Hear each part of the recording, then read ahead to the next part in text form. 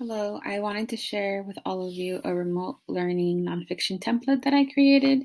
I know that planning for remote learning right now is very overwhelming, especially if you don't have a solid online district adopted curriculum. So, there are about 5 things you can include in a lesson that can be very easy and establish routines for your students at home.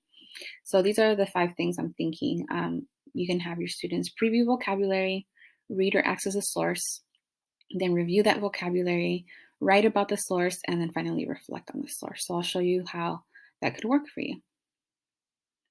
So here are some places where you can just find the vocabulary or use to have your students review the vocabulary, and then some places where you can find some digital sources um, that you can just replace in a template. So I would definitely go with Quizlet as my number one choice. If you want to change it up, eventually you can do vocabulary.com or quizzes.com. And for digital nonfiction resources, I would do Wonderopolis.com because I think those are engaging texts. ReadWorks is also a really good one. Listen-wise, if you want to kind of do something other than reading, you can also do some listening. And then Usella, of course, is one of the best known nonfiction resources out there. So I'll show you what that would look like. So if you go on the bottom of this video, you'll see a link to this presentation and also to the template. So if you click here, it'll give you the link to the template. And basically the template is in Google Doc and you can make changes to the template however you'd like. And then you would post that template, make a copy for every student in Google Classroom. So if you click this template here, it'll take you to this template here. And it's a Google Doc, like I said. So the kids would write their name, the date, you would change the topic before you assign it. And here, the first thing they would do would be preview the vocabulary. So what I would do is I would have a text set, a vocabulary set in Quizlet already made for that article that you're going to assign. And I'll show you how easy that is in a second. And then I would click this little share arrow and copy the link. I would go back to my template, click here, then click the edit link, and then paste the link here, and then apply. And you can change the title of your flashcards for that, for those vocabulary cards. Then I would find a source. So let's say that you want to use Wonderopolis. So I've already searched through Wonderopolis. This is a website and it's basically a bank of articles you can assign to students or have students read. So there's this one here on what's going on right now. And so there's an article here. So I could just copy the link to the article. If you want to search different articles, you can use the search bar or go to the home and explore some of them. Then I would go back to my template. And again, I would click here where it says read, like view the following source. So I click it, add the pencil, paste the link, and then add the title of the source there, then apply. So then students would basically review the vocabulary on Quizlet, right? They can practice their vocabulary. You can add images. They can practice the flashcards. They can do the test if they want. And eventually they're going to review. So I'll show you how they can review. So let's say that you don't have a text set, the vocabulary cards for this article. Wonderopolis has a bank of words for every article. So they're called Wonder Words. And basically all you would need to do is highlight the words here. So I would copy the words. Then I would go to Quizlet and I would create a new set. So I have a draft here, but let me start it from scratch so you can see how I would do it. So I would click create. And then here I would put the title of the article so that I could always find it, where it came from. This one came from Wonderopolis. And I would click here where it says import from Word, Excel, or Google Docs, etc. And I would just paste the words here. These are straight from the article. I would press import. And then all the words would be on a flashcard here. And all I would have to do is click here where it says definition and click on the definition.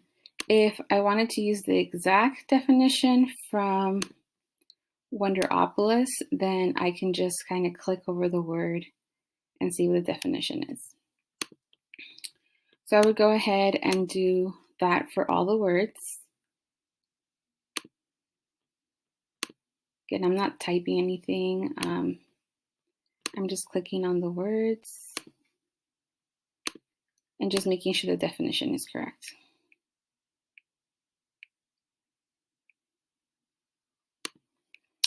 I can also add images if I'd like here. So it gives you like suggested images for like your English language learners.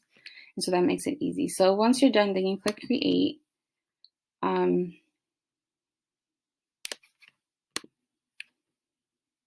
Okay, so you would go ahead and keep adding the images if you'd like to add images. And then once you're done with that, then you can click create. I need to choose the language for the set. So these are in English. Okay, and then I would have the set. And so here, I would copy the link to that set and add that to my template here.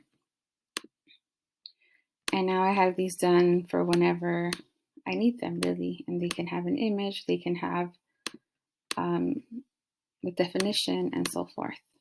Okay, all right. So then I would go back to my template. So at this point now, I have an article, I have my flashcards. So the kids can preview the flashcards, then they can read the source. And so this is the back end of your planning here. Then the students can just write 3 important facts based on the source that they read. And then they can go back and review the vocabulary in a different way by competing with their peers. So they can go back to Quizlet, and there's this match game here.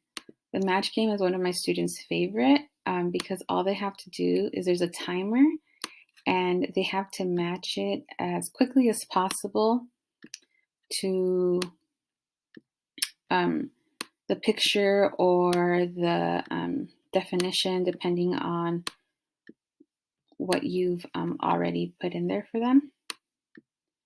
And so then it gives them a place. So like if they're first place, second place, third place, and they can play as many times as they want.